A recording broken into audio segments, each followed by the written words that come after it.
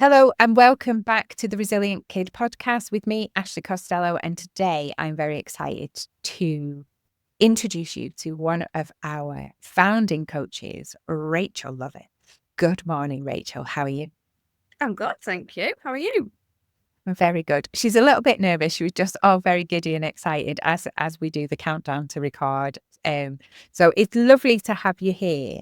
There is a few obviously a few questions that I want to ask, and kind of the reason that I'm asking you all questions is because obviously I know you and I know why you've come aboard. I know why I picked you and stuff. But I guess the listeners don't know. And some of the listeners are avid fans and they're brilliant. But some will be listening and they might have questions. And some will be listening because they think, oh, I'd like to do what you're doing. But some will also be listening going, do you know what? My child struggles with that as well. And so that's why we're doing these really to introduce you to our Resilient Kid family, but also to highlight your experience, because I remember you being really, really interested and going, I can't do it. I can't do it. Yeah. And me going, that's okay. That's absolutely okay. And I think I said to you, we can work together in a different way. Yeah. And you went, really? Like, really? And I was like, absolutely. Absolutely. And we'll talk a little bit more about that in a moment. But anyway, just spoiler alert, she did come on board. She is one of our family. So just tell us, what drew you to the Resilient Kid? Like what was the thing that you thought, I've got to do that? Because you'd said no, hadn't you? Initially, you'd gone, no, I'm not going to do this. Like, it's not the right time, blah, blah, blah. And then obviously you did come on board. Hurrah. But what drew you to the Resilient Kid?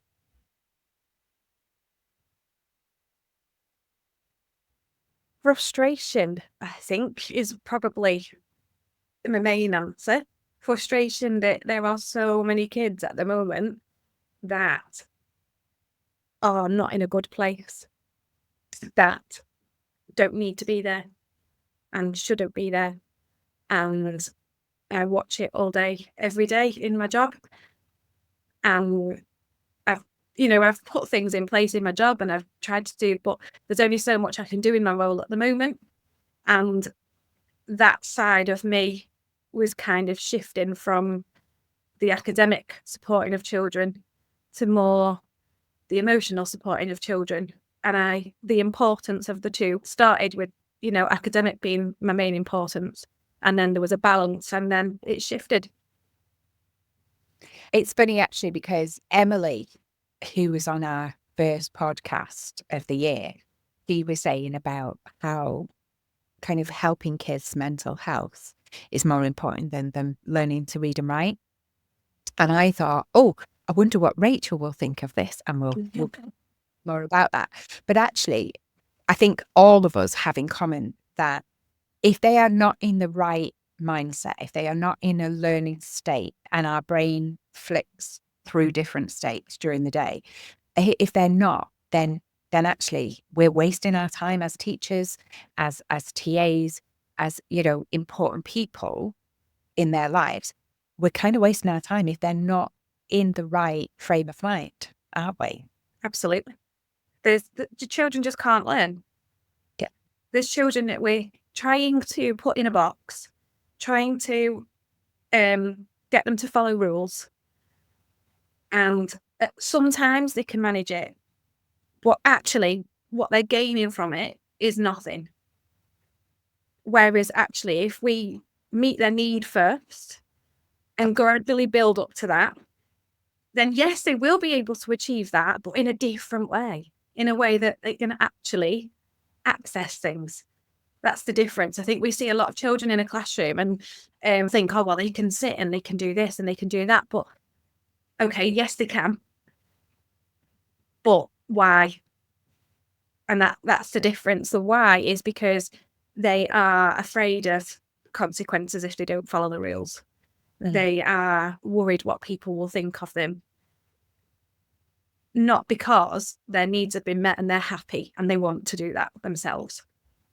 Yeah. And I think that kind of need, and us fulfilling that need is really important, not only for their learning, and I think once we talk about the wider education system of our kids having to fit into the system that is broken, I bang on about that all the time. Yeah.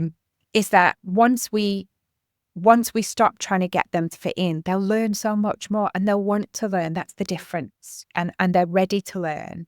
Whereas at the moment, they're so trapped in fight and flight the majority of the time that actually it feels like they're not learning. They don't want to learn. Yeah. It's no wonder iPads and games are more attractive. Of course they are. Of course they are, because, there's nothing expected of them if they're on a console apart from to have fun. And actually, it's a shame that education has lost that, really. Brilliant. I almost wanted to go hallelujah. In that very paragraph you've just said, Rachel, like everything in me is going, to be hard. Okay. Tell us a little bit about kind of your experience, and not so Rachel's a TA in school at the moment, aren't you?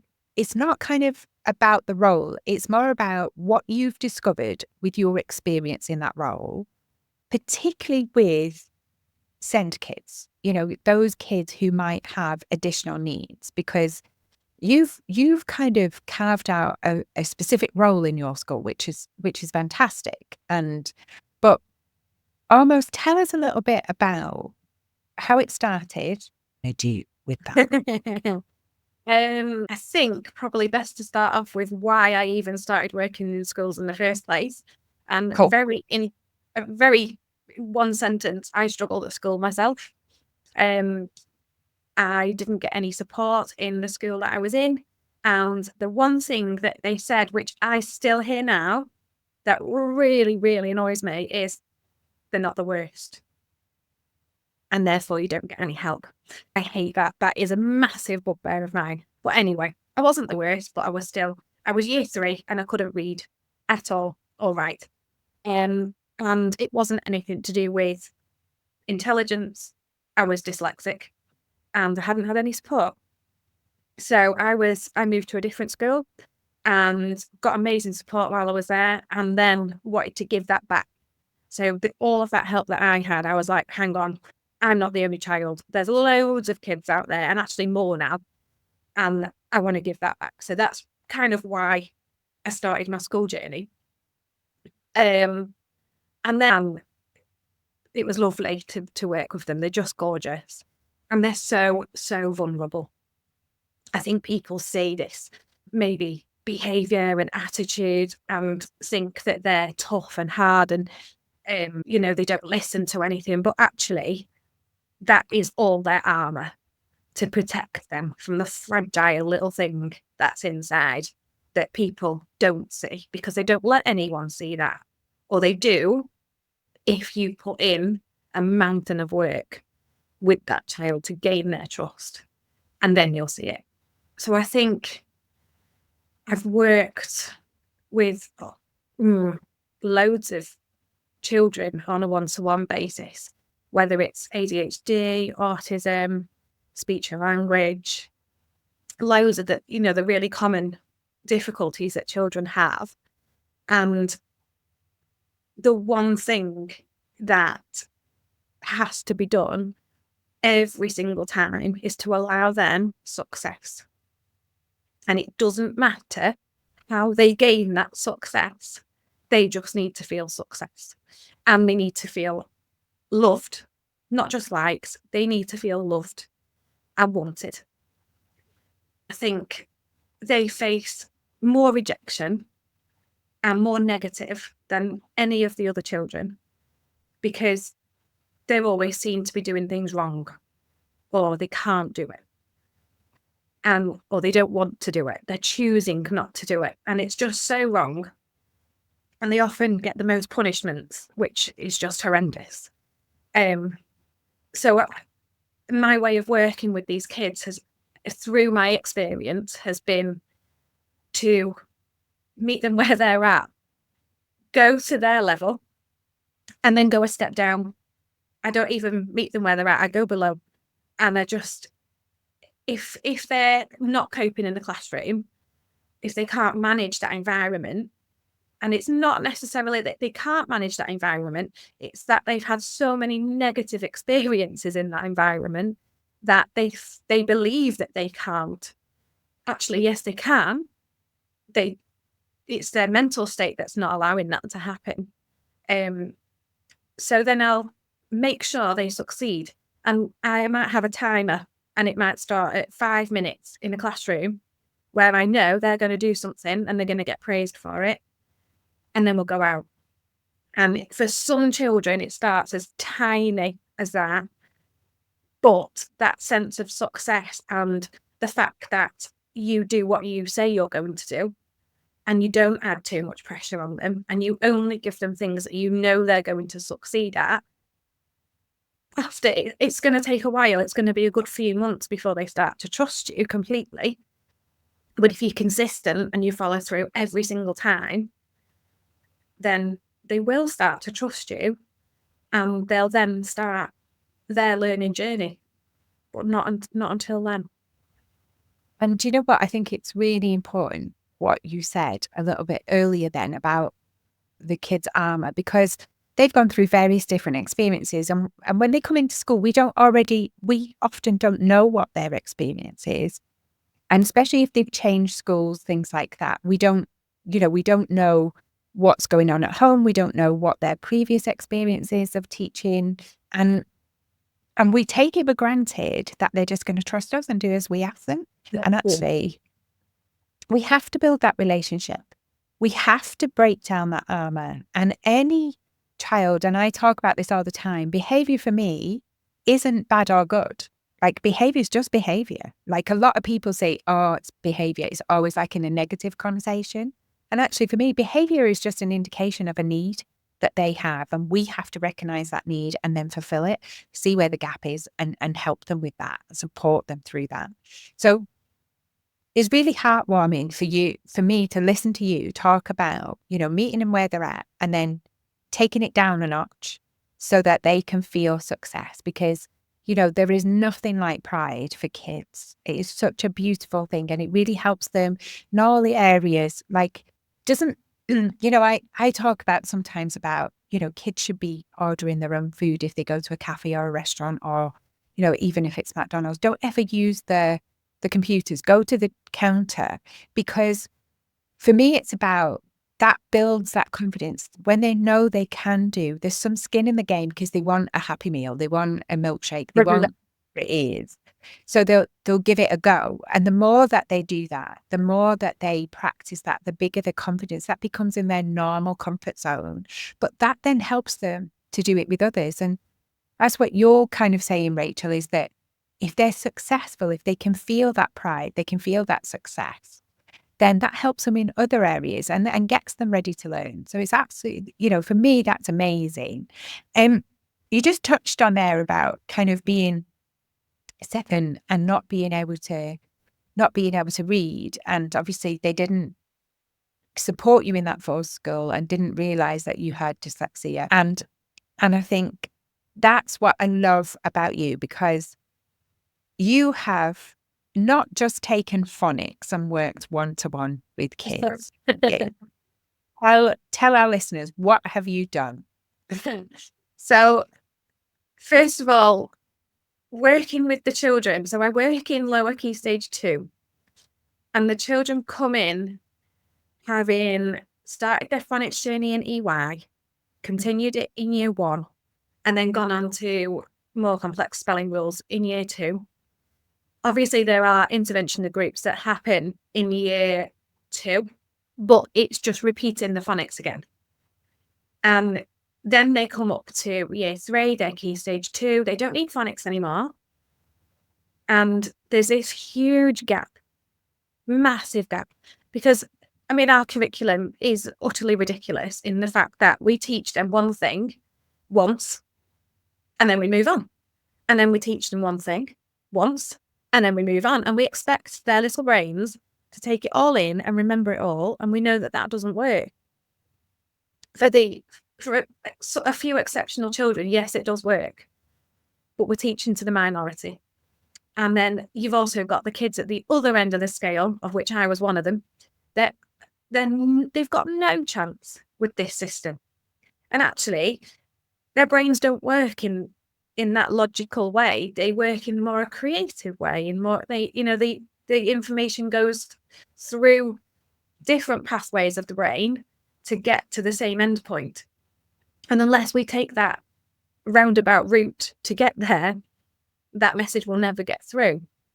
So I have developed my own phonics program specifically for SENS children, so that when they come up to Key Stage 2, it is now going below. It's actually starting in Year 1, which I'm just over the moon about. We can identify these children so early, so early. We know if they're not keeping up with that phonics program, probably after the first term, something needs to happen. And I developed a strategy where the children are constantly active in the group. They're doing active learning all the way through the session. I think a lot of phonics sessions can be a lot of passive learning.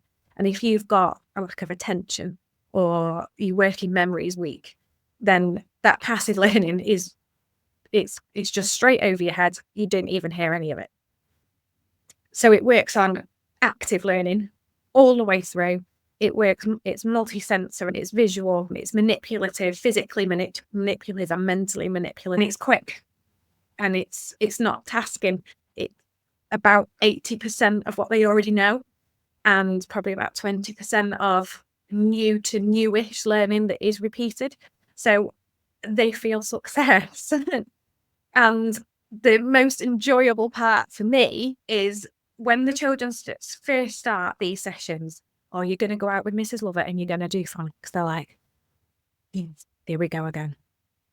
And then actually my reward is at the end when, so one little girl only a couple of weeks ago, my session always ends in the same way. And we were doing the bit that we do before the last bit. And she went, oh no, this means it's nearly the end.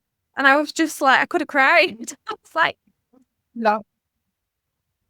So they enjoy it. They enjoy learning. And when you enjoy learning, you're going to learn more of it. But it's meeting them where they're at. So these kids who were, so one child in particular was just hated coming to school. Absolutely hated coming to school. She really attempted to write. It was just doing this every day, little bit every day. She now wants to come to school. And the biggest difference is not actually the learning. The biggest difference that it made to her was that she felt success that she hadn't felt before. So yeah, she can now, she started being able to write simple sentences and started being able to read simple books. But it wasn't, that was kind of a key to her believing in herself, believing that I can do this. And then she wanted to do it. And that is the difference in her mindset, completely changed. And that's the thing, isn't it? That if kids are coming to school and they can't access the learning, which is massive for me, whether they're not in the right mind state, whether they can't access actually what's happening on the board. I mean, there's one particular student of mine that we have said to the teacher, can you just do a checklist? So when you're doing the input of the lesson, can you just give them 3 things that they have to do in order? And the access that child now has to have that information is huge and has made such a difference. It's really us facilitating that access sometimes, whether it's through a program that's going to tick all those boxes of multisensory active learning, things like that. But for me, often we're setting them up to fail. So then no wonder they don't want to come to school. One our we start our sessions by playing double. And it's really funny because when I had the founding coaches, they were all there, they're all serious, and they've got the laptops and they've got all the nice shiny pens and they're all excited about the same day. And the first thing I made them do was play double. And they were like, oh. And actually, well, I guess I'll put the question to you, Rachel. You come in for this 2-day course that you're going to learn all the things before you start on your online training as well. And you're all excited. And I go, right, you're excited, you're nervous, you're meeting new people. This is a whole new adventure for you that is scary. And I go, let's play double, ladies. What was the outcome, do you think? Completely, like, just broke the barriers down. Like, Complete. the nerves were gone. We made eye contact. We had fun together. And it just started everything off in a really positive way. And you know what? That's why we do it with not only our coaches, but that's why we do it with like every session. I've got probably 10 sets of different doubles now, and we're just creating our own, which is amazing. But because it's really important that the kids, it's a level playing field between any of our coaches and the students. We have fun. They have that positive kind of feeling that's been created around coming to sessions, even if we're having to talk about something that's hard or we're having to learn something, and actually all the ladies turned up feeling exactly the same way as students do when they come to the session, first of all. And that double just takes away all of that, as well as or the coaches, we then watch how people play. It gives us a real insight into the characters, which is great. So you can imagine I had a field day watching you five. So it was brilliant. I knew who was going to be competitive. I knew who needed to win.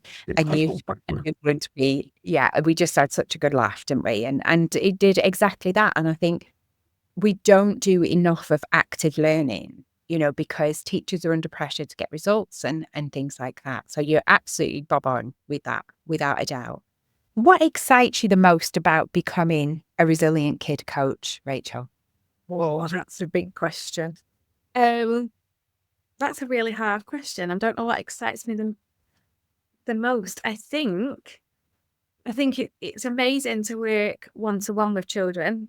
That's what I love anyway, especially on the need that's the greatest. But I think the excitement is probably more to do with the hope of spreading the word and the hope of it not just being the few children, or about it becoming it becoming part of the curriculum, part of everyday life that isn't there at the moment. And I think because children are in school all day every day, they spend so many hours there, and you've got teachers who haven't had any of this training. I think maybe newer teachers get a little bit. I don't think it's very much. I think there is very, very little training on behaviour needs, how they're met. There's little training on SEND and how that can be supported. And I know that schools put in CPD for that, but it's generally, a one-off on its own meeting that you might take away 20% of it and not quite understand the rest. And my excitement is to get this out there and to armour everybody with it, so that everybody knows what these children need and they can provide what these children need, because they shouldn't be where they are. Tell everybody what areas are you covering? I am Knutsford and the surrounding areas. which I'm very excited about. Yeah, and do you know what? It's really lovely because I get lots of inquiries from that kind of side. And what I would say to you is, if you are kind of Knutsford and the surrounding area, then look up Rachel. She's on the website, theresilientkid.co.uk. Go to the coaches tab and you'll see Rachel there. We have two Rachels, by the way.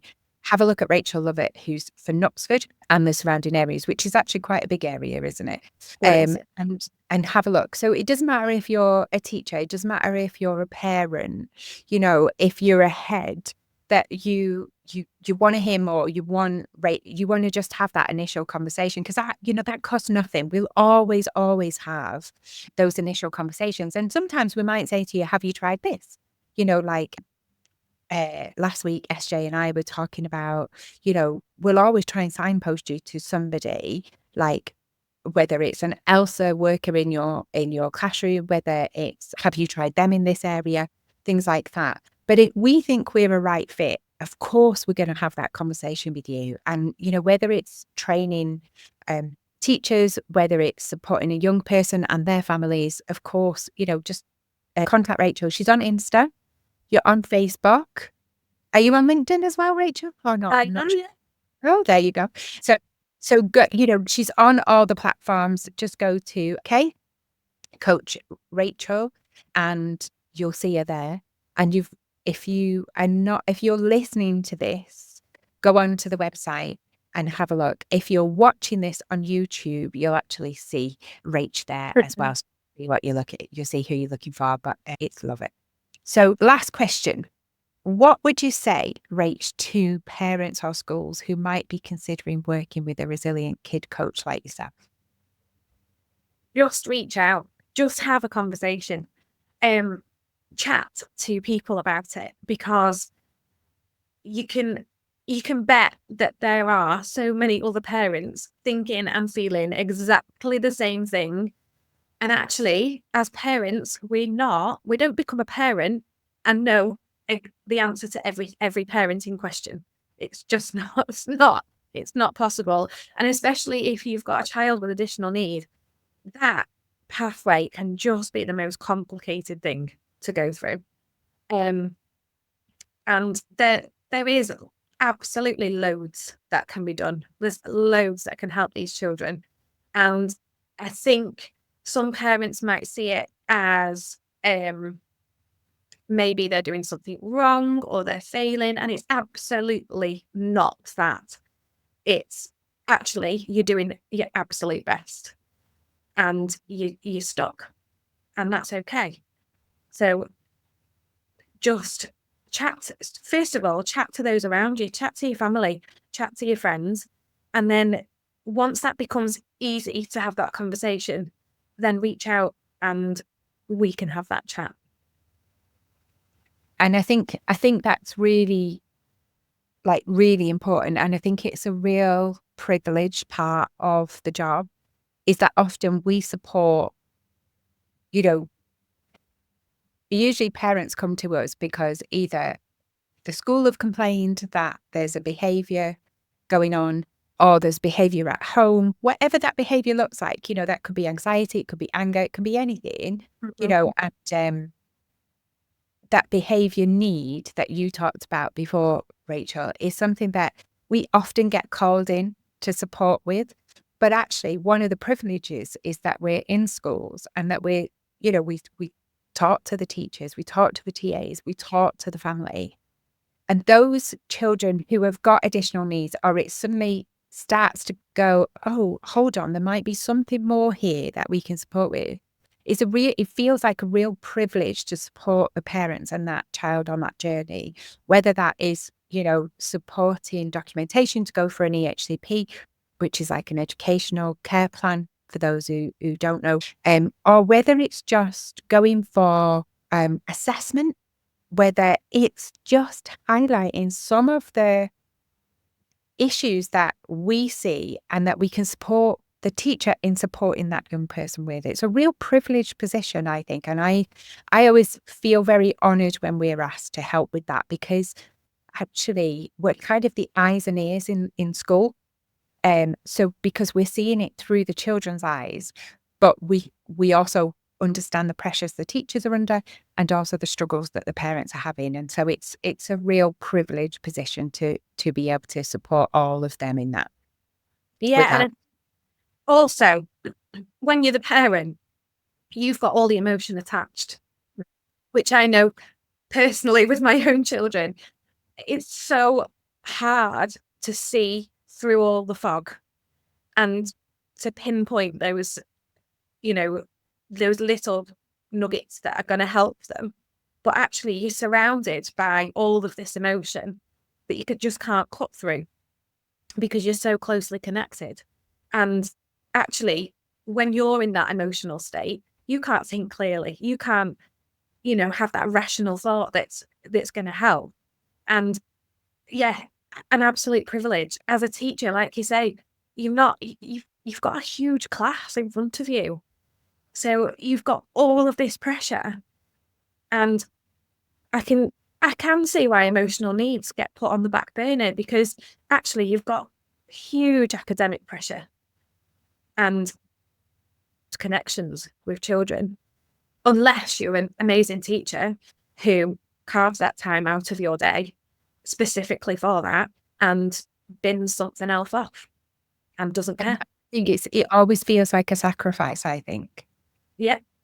And I think this comes back to what you were saying originally about building that trust. It's like really difficult to build that trust when the curriculum is so full on, the pressures of being a teacher are so full on, that actually it's really hard to build that connection. And often stuff gets missed. The kids in the middle who are just, don't need anything or seemingly don't need anything get missed and overlooked really, really easily because we don't have time to connect. And I think above all, the whole resilience component is sat resting on those connections. And that's why for me, as kind of a psychotherapist, as a mum, as the founder of Resilient Kid, that was the most important thing for me, is to have the connection with you guys who are coming on board, but also know that you're going to build those connections with whatever, kid is in front of you, teachers in front of you, or parent. It's really, yeah, it's just amazing how you've all, and also the connections you've got between each other, that you know, if you don't know, then you'll ask, say, Fiona, or if Fiona doesn't know, she'll ask SJ or Emily. And it's just, it really, really lovely because you've all bring your own experiences and you all tap into each other for that, which is just amazing. Thank you so much, Rach, for talking to us. We cannot wait to hear more about the programme. We will obviously have you on the podcast as a guest when we launch. What we're going to do is, as a Resilient Kid, we're going to launch Phonics program for kids with additional needs. So our mission in January, come up with a name and get it out there as soon as possible. So we'll have Rach back on the podcast. So if it is that you have got a question, then pop it under here or get in touch with us either via socials or email Rachel, that's RACHEL at theresilientkid.co.uk, or go to the website, look at the coaches and look for Rachel Lovett, and you can contact her there. I'll drop her a text. I think she's even got a number on there. So yeah, please do anything at all. Any questions that you've got ahead of the podcast on would be great. Rachel, thank you so much. Welcome to the Resilient Kid family. I can't wait to see what you do in 2025. I'm so excited. Thank you for having me.